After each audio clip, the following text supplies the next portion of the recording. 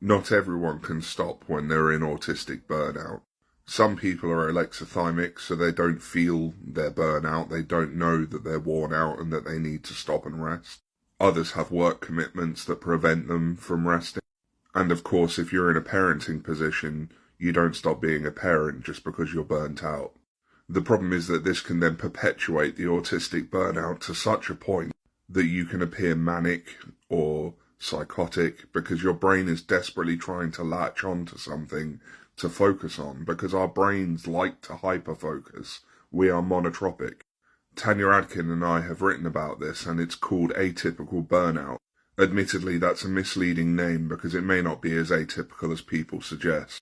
When autistic people are burnt out, especially in atypical burnout, alexithymia often becomes a much more significant issue. This is because in autistic sensory differences, one of the first senses to really start struggling during burnout is our interoceptive sense, or our ability to read internal signals from the body. Atypical burnout can be quite common in autistic people who are also ADHD, also known as being ADHD. And of course, being ADHD can be another reason why we are unable to rest. We need that constant stimulation